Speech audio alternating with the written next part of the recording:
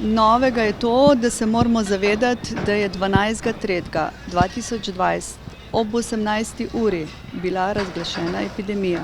To je stanje, na katerega smo se učili iz učbenikov, smo se učili kar na enih izobraževanjih, ker se nam je zdelo, da je to oddaljeno od nas, ampak realnost je dejansko tukaj. Glede na razvoj te epidemije smo zdaj v fazi 2. Kaj je najbolj novo? Najbolj novo je to, da je v Sloveniji vzpostavljenih 30 vstopnih točk. Na celi izolaciji bo zdaj zraven od danes naprej pisalo vstopna točka. Torej v Posavju poleg Brežic je ta status bil zaupan Sevnici zaradi geografske lege. To odredbo smo dobili včeraj okoli 16. ure in sicer skupaj z protokoli obravnave nas pacientov. Brisi in diagnostično testiranje na COVID-19 se ne izvaja več pri asimptomatskih bolnikih in bolnikih z blagim potekom bolezni. Vsi pacienti z znaki akutne okužbe dihal se smatrajo, da imajo lahko okužbo s SARS-CoV-2 virusom. To je bistveno novo sporočilo in vse temu prilagajamo.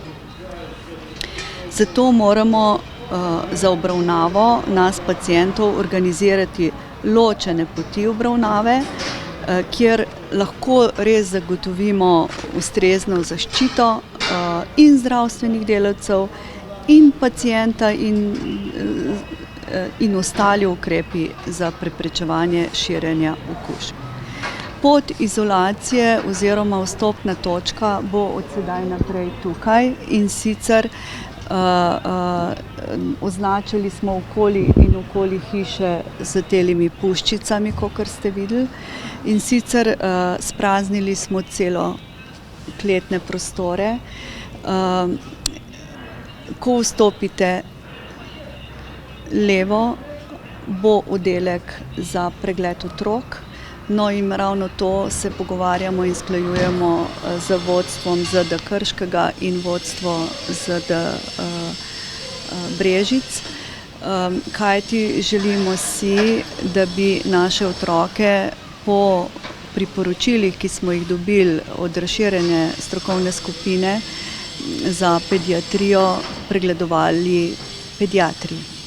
In zato bomo vzpostavili vse sile, upiramo zdaj v to, da se vzpostavi za naše otroke posebna ambulanta, kjer se bodo od 7. do 20. ure zvečer pregledovali in sicer bodo pregledani v ambulanti za COVID, strani pediatrov oziroma specializantov pediatrije. To pomeni, da bodo vsi otroci prišli skozi ta vhod na pregled za COVID? Ja.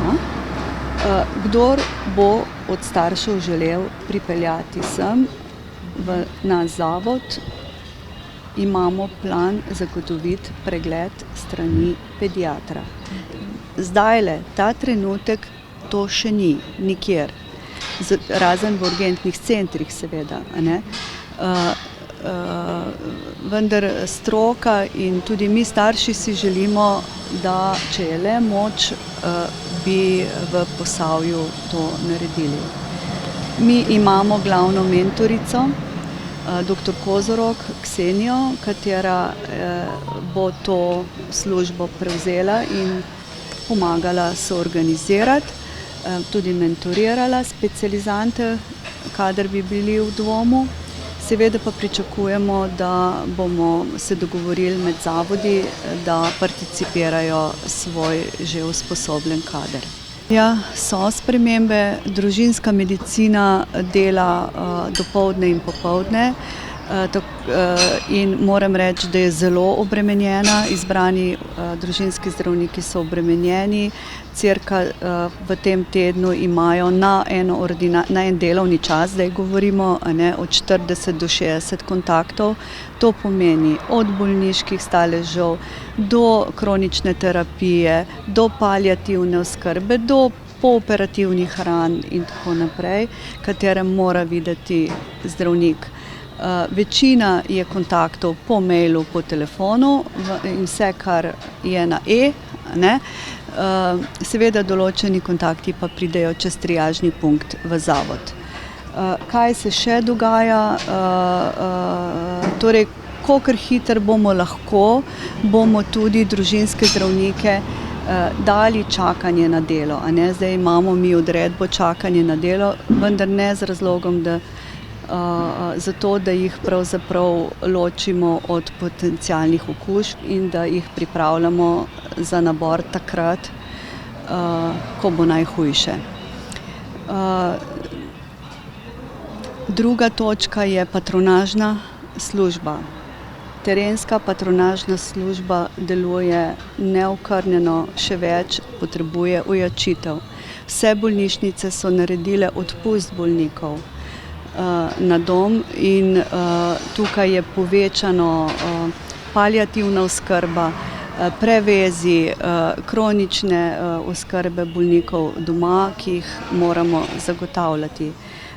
Neumorno in res strokovno res se zavzemamo, da ne zbolijo izvajalke patronažne zdravstvene nege in pa na drugi strani, da so naši ljudje oskrbljeni tako, kot stroka veleva in še bolj.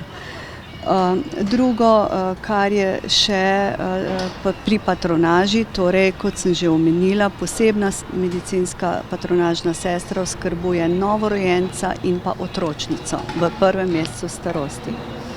Naslednje je otroško-šolski dispanzer, trenutno deluje tako, da se pediatrinji izmenjujeta, vendar torej danes vse sile usmerjamo v razporede, v opremljanje teh ordinacij, ki bi bile samo za otroke.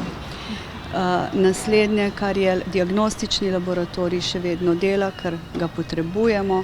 Mi imamo dislociran diagnostični laboratorij na urgenci v obliki tako imenovanega POCT, tako da tudi če gre za odvzem na urgenci, so vsi postopki preverjeni in rezultati verificirani.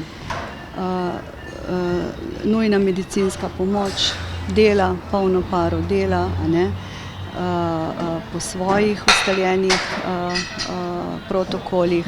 Imamo veliko sanitetnih prevozov, to pomeni onkološki bolniki, onkološki inštitut deluje. Tukaj je posebni protokol, poseben režim vsakega pacienta, ki ga damo v avto, ga moramo torej preveriti glede vročinskih stanj in pa tudi imamo protokol, kako se prevaža bolnik do dialize.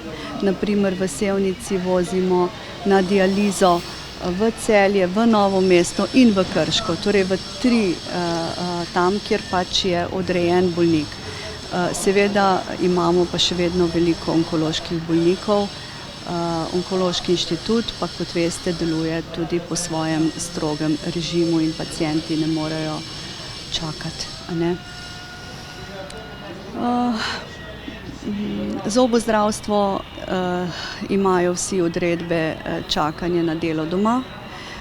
Veste, da so vzpostavljene 2 točki, za Posavje je Celje in pa Novo mesto. Tako da naši izvajalci so na telefonu, sprejemajo in tudi bolnike usmerjajo v te 2 centra.